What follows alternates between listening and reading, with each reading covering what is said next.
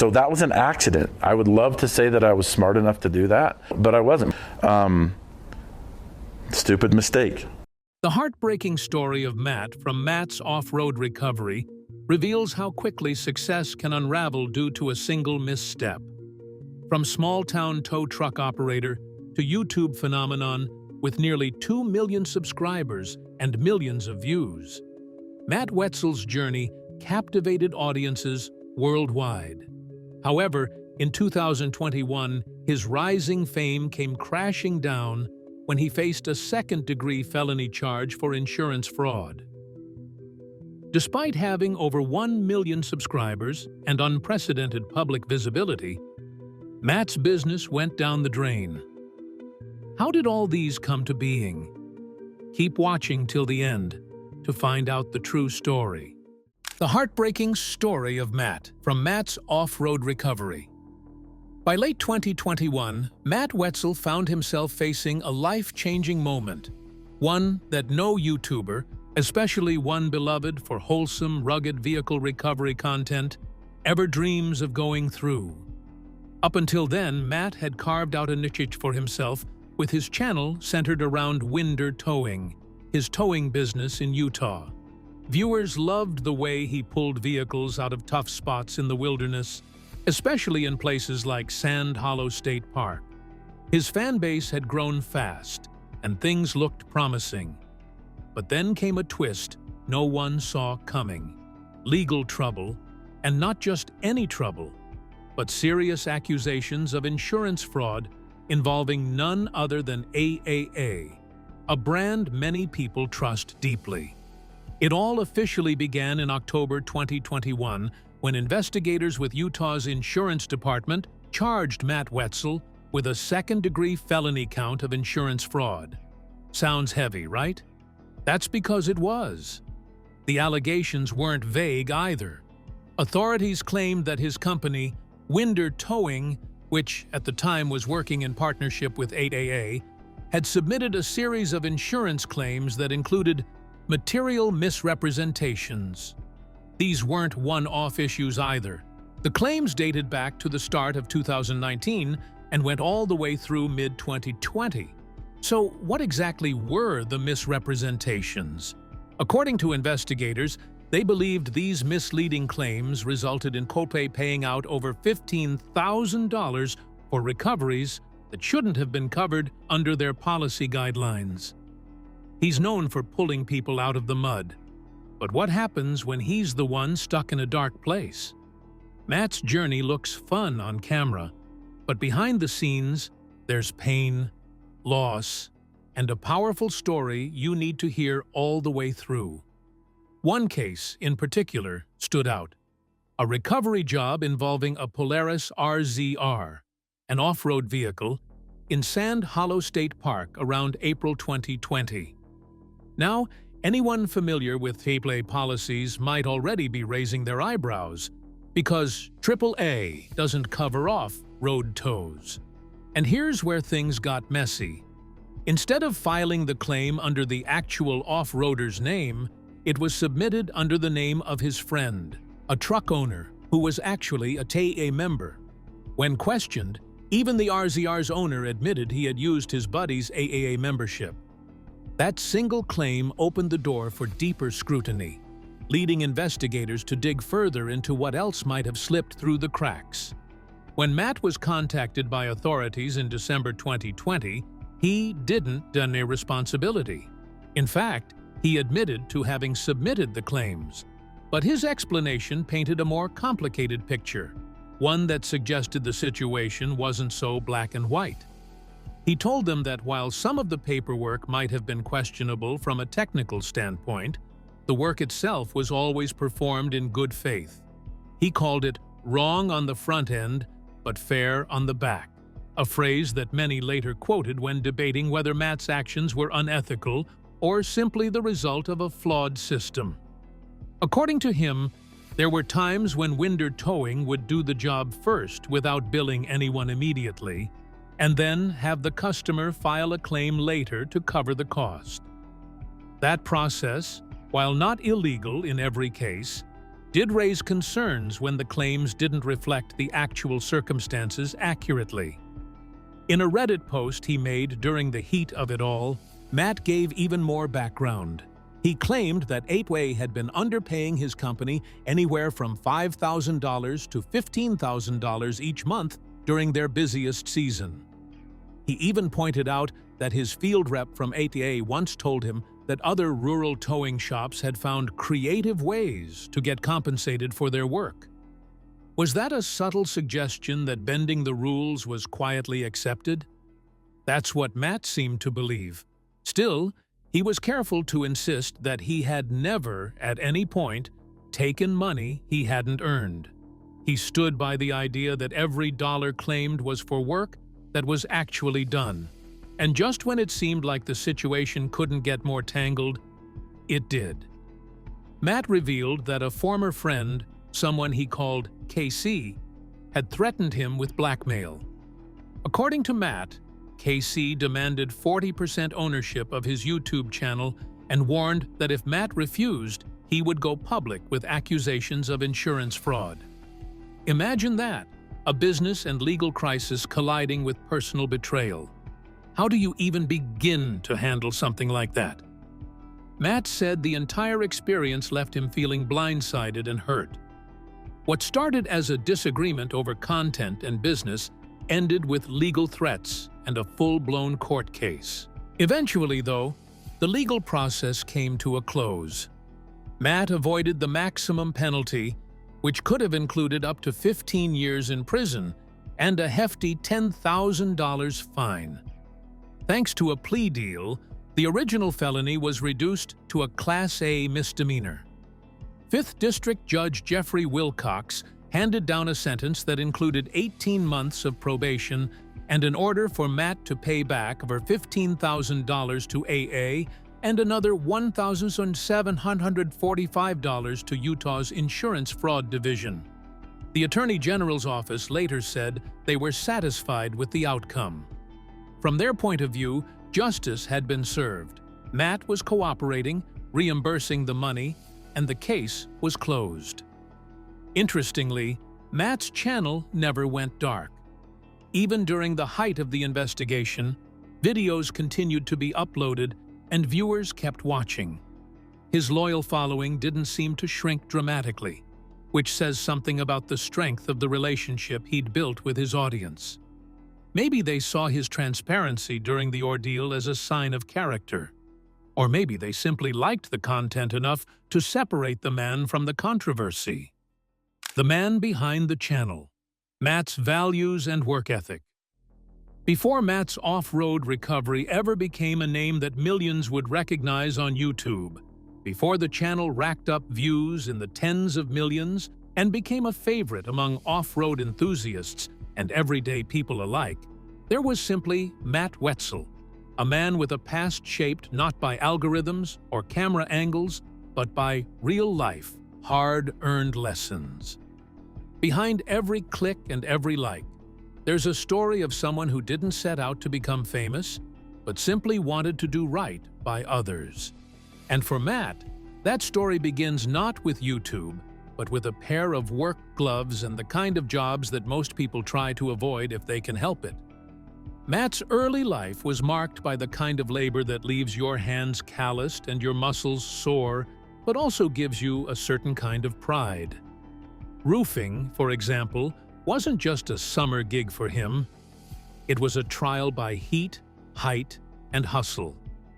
He reportedly began working in roofing at a young age, and while most kids were counting down the days to summer break, Matt was up on roofs, learning about precision, stamina, and how it feels to see something come together under your own hands.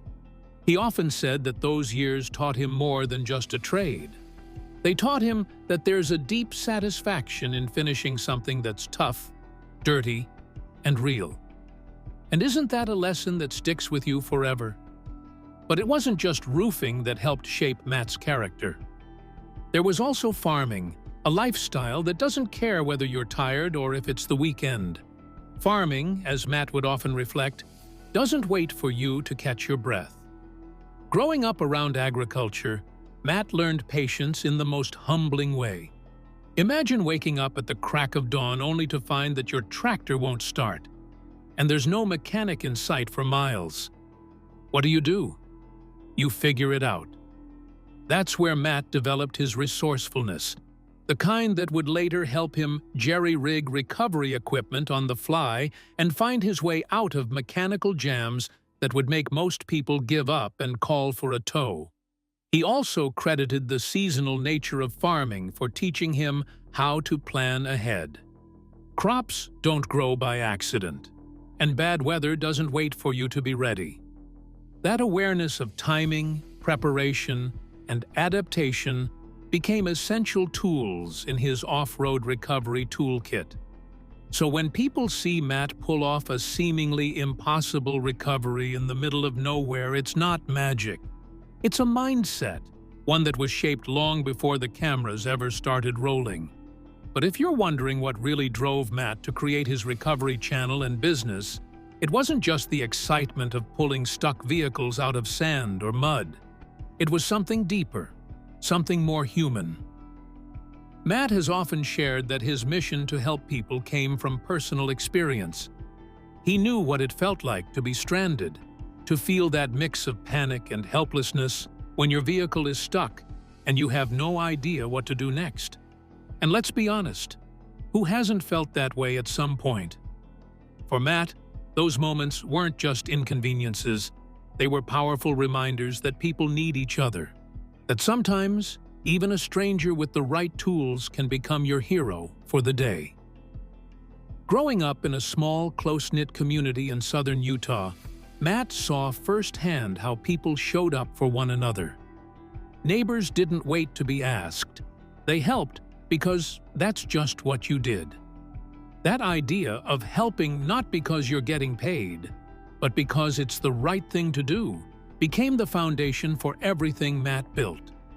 He said time and time again that the best part of his job isn't the recovery itself, it's the look of relief on a person's face when they realize someone actually showed up to help. That moment, that connection, that's what drives him. And even as the channel grew and the business expanded, Matt never lost that personal touch. He didn't just hand off the dirty work and retreat behind a desk. That's not his style. His approach to leadership, much like his approach to recovery, was hands-on and rooted in real-world experience. If there was a particularly challenging recovery to be done, Matt was right there. Boots on the ground, rope in hand, sleeves rolled up. Why? Because, as he's explained before, being a good leader means showing up. It means working alongside your team, not barking orders from a distance. This commitment to staying involved isn't just symbolic, it's practical. Matt's years in the field have given him a sixth sense for recovery work. He can look at a stuck vehicle and know almost instinctively what needs to happen. He can spot the safest route out, the best anchor point, the risks others might miss. That kind of skill? It doesn't come from reading manuals. It comes from doing, failing, adjusting, and doing again. And perhaps what's most surprising to people who discover Matt through YouTube is how genuine he is. That easygoing, respectful tone you hear in his videos, that's not a performance. It's just who he is. Matt said many times that he believes in treating everyone, customers, employees, strangers, with respect and dignity. To him, it's not just about running a business, it's about being a decent human being. Because Matt didn't just wake up one day with a platform or a business. No, he built it, brick by brick, moment by moment, choice by choice. And what he built isn't just impressive, it's a blueprint in itself. So sit tight, because what comes next is a deep dive into how Matt built a brand from the ground up, and why so many people now trust him with everything from their homes to their hearts. Building a brand from the ground up. Matt's story didn't begin with dreams of YouTube stardom or some grand plan to become a global name in the off-road recovery world. It started with something far more relatable: a career pivot, a smart business decision, and a deep love for solving problems in the dirt and dust. After spending over a decade in the roofing industry, 12 long years climbing up and down rooftops and even co-owning Skyline Roofing for 2 of those years, Matt felt it was time to try something new. He sold his interest in the company and purchased the assets of a local towing business. Just like that, Red Ryder Towing was born. But this wasn't where things peaked, not even close. In fact, Matt soon found himself making another business move that would completely change the direction of his life. He recalled thinking about the long road ahead and weighing his options carefully. Would it be smarter to build a towing company from scratch? Or should he just buy one that already had a foundation? According to him, the answer was clear. In 2013, he took the leap and bought Winder Towing, a more established operation that gave him a head start. That decision opened doors, but it also brought challenges he hadn't expected, like the sudden spike in calls for off-road recovery jobs starting around 2009. At the time, Matt didn't have the proper gear to tackle those gnarly recoveries. Now, most people in his position would have just tried to modify their tow trucks, right? But Matt thought differently. He figured, why not build something brand new from the ground up? So he went out, got himself a 2001 Jeep Cherokee, built it up, painted it yellow, and unknowingly gave birth to the Banana, a vehicle that would later become iconic in its own right. As more and more recovery stories piled up, Matt found himself constantly sharing wild tales of the job with 2 of his closest friends. Interestingly, one of them was a nuclear engineer and the other an airline pilot. People who had steady, quiet careers with long stretches of downtime. Matt explained that they were living vicariously through his dirt-covered adventures, and it was actually them who first nudged him toward YouTube. They thought, why not turn those jaw-dropping recoveries into something the whole world could see? But Matt was hesitant. "I can't even run a laptop," he had admitted with a chuckle. "I'm technologically impaired that way." Who hasn't felt that overwhelmed by tech at some point? Still, he gave it a shot. He stumbled across a mobile app called LumaFusion that let him edit videos straight from his iPhone. That's when things started to click. He began filming recoveries himself, sometimes propping his phone up with sticks and rocks, or passing it to anyone nearby willing to help. For over a year and a half, he kept up this exhausting rhythm, working a 24-hour towing business during the day and editing videos at night, after his family had gone to bed. He was barely getting any sleep, but he stuck with it. Why? Because something told him it might be worth it. And then, it happened. Roughly 6 to 8 months in, one of Matt's videos crossed the 1 million view mark. That was the moment things shifted. From then on, his channel didn't just grow, it exploded. He went from getting just a few thousand views to pulling in hundreds of thousands and sometimes millions. People were hooked, and Matt realized he had something special. Still, he didn't take that success for granted. He decided to learn more about how the platform worked, so he invested $5,000 into a YouTube growth course taught by Daryl Eves. To Matt, it was like cracking a code. He said, "If you can't keep the audience's attention, they'll move on. Everybody's looking for the least boring thing to watch." That simple observation became a driving force behind how he crafted each video, always thinking about how to keep things interesting, honest, and real. A big part of what made his content stand out was his attitude toward the people he helped. Viewers often wondered aloud, what were they thinking? After seeing the situations his customers ended up in, But Matt said he never judged them. He explained that most of the time, they were just people out looking for adventure who happened to get in over their heads. That understanding, that empathy, made a big difference. It wasn't just about pulling cars out of sand or snow. It was about connecting with people, helping them, and telling their stories without shame. That humility, that realness, is what made so many people come back to watch video after video. As the YouTube channel grew, so did the team. Matt didn't just build a business, he built a family. The people working alongside him weren't just employees. They were part of something bigger.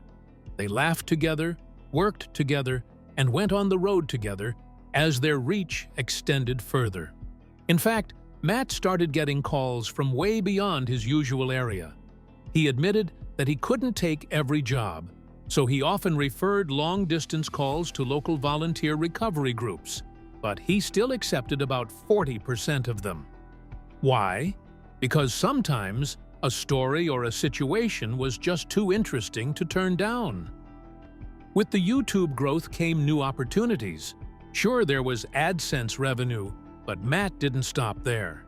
He got into sponsorships, affiliate partnerships, and started selling branded merchandise.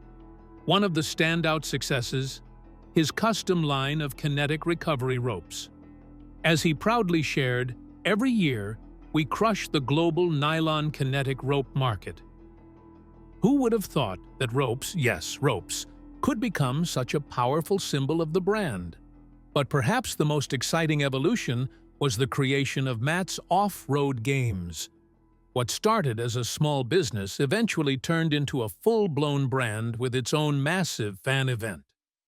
Held at Sand Hollow State Park, the games brought together off-road experts and YouTube personalities for 3 days of competition, food trucks, meet and greets, vendor shows, and wild prize giveaways. One of the biggest giveaways in 2025? A Polaris XP General 1000 Ultimate worth a jaw-dropping $41,000. It was clear by then, this wasn't just a towing business anymore. It was a full-blown community, a lifestyle, and an entertainment empire with reach far beyond anything Matt had imagined when he first stepped away from the roofing world. When trust breaks, the KC betrayal. Beyond all the legal trouble that Matt was already facing with 8A, there was something else, something much harder to explain and far more personal, that made everything feel 10 times worse. Because while lawsuits and investigations can shake up your life, it's betrayal from someone you once called a friend that truly cuts deep. And that's exactly what happened. The part that really got to Matt wasn't just the lawyers, or the court filings, or the stress of trying to defend his business. It was the person who started the fire in the first place. Because it wasn't some random outsider or angry stranger. It was KC. Yes, KC. The same KC, who had been there since the very beginning. The guy people saw in almost every early video. The one fans grew familiar with, rooting for, laughing with. He wasn't just a background presence. He was part of the heartbeat of the channel in its early days. For anyone who had followed Matt's journey from day one, KC was more than recognizable. He was practically family. And that's exactly how Matt saw him.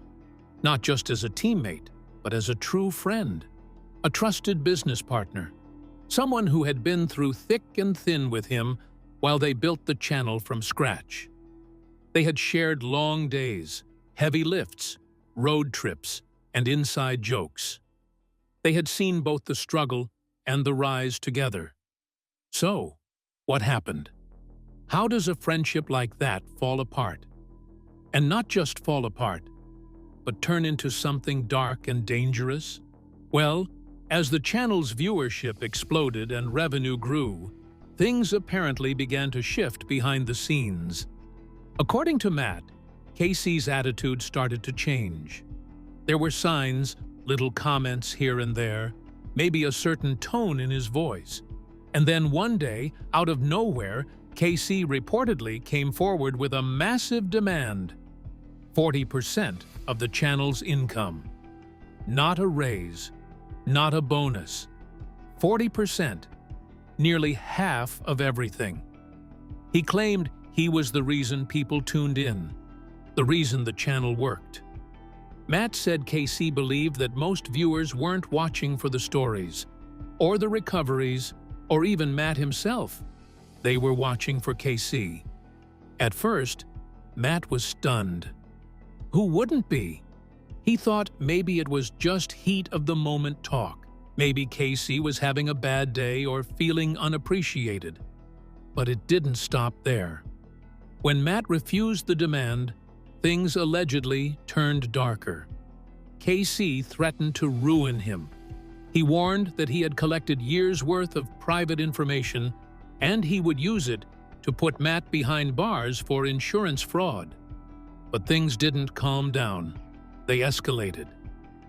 KC followed up with a formal cease and desist letter, demanding either $40,000 or that every trace of him, his name, his business, even his family, be wiped clean from the channel.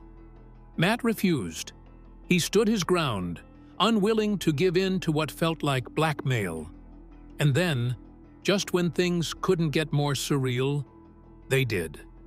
As Matt tells it, KC allegedly took everything he knew from working closely within the business and handed it over to the investigators.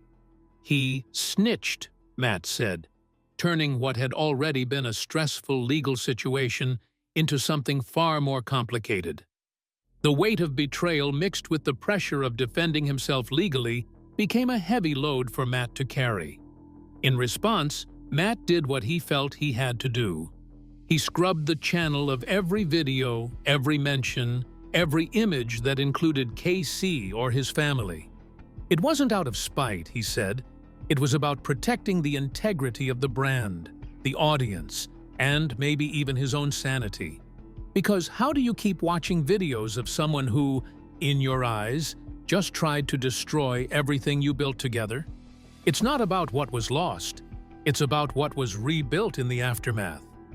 So stay close, because what follows is a story not just of betrayal, but of resilience, redemption, and a man learning, one step at a time, how to move forward.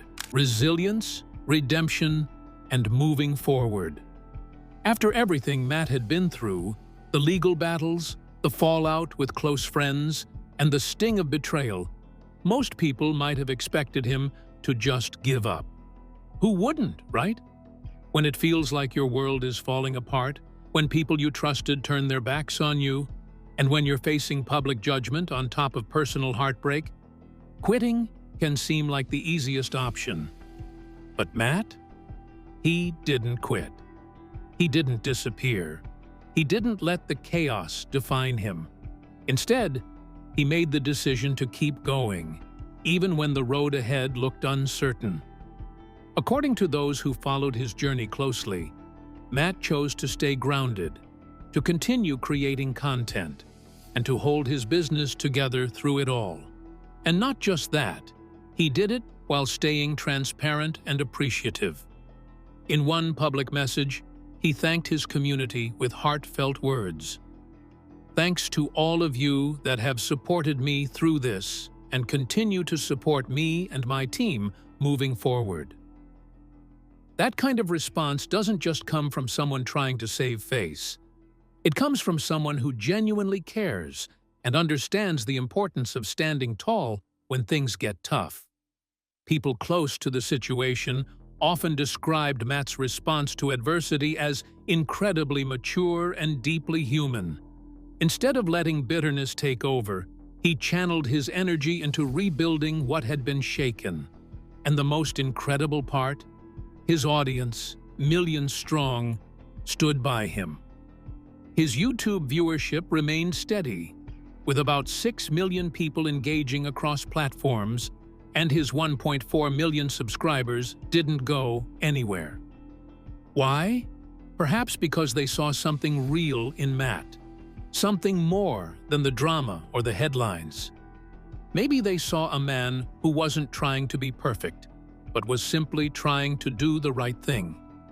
And in an online world where trust can be hard to earn, that kind of authenticity means everything. Even as things shifted behind the scenes, Matt handled it all with surprising grace. Lizzie and Tom, two major figures on his team, eventually parted ways with the channel, but not because of scandal or bad blood. Lizzie, for instance, left to pursue a quieter, more personal dream of ranch life. She openly shared that her relationship with Matt was still strong, saying, "My relationship with Matt is great. I will see all these people regularly." It wasn't a dramatic farewell, it was a new chapter. As a sign of appreciation and goodwill, Matt gave her a 2016 Ford F-150 EcoBoost, a meaningful gesture that said, "Thank you for everything." And when Tom eventually decided to move on too, Matt gifted him a 2023 Ford Bronco. These weren't just gifts. They were reflections of gratitude, memories wrapped in metal and horsepower, handed over with sincerity. So what does all of this say about Matt, really? What kind of leader chooses to respond to loss and betrayal with kindness instead of retaliation? What kind of person continues to lift others up even when he himself is being pulled down? If you look closely at his story, there's a consistent thread that runs through it. Resilience, yes, but also respect. Respect for people, for relationships, for second chances. Matt didn't try to control every outcome. He didn't badmouth the people who left or use the situation for pity.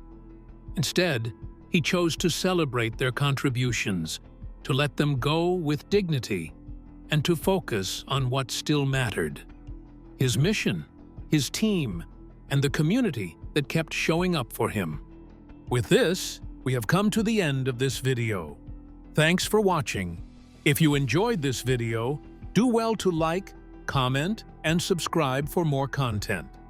To enjoy more thrilling stories, click now on the following video that pops up on your screen.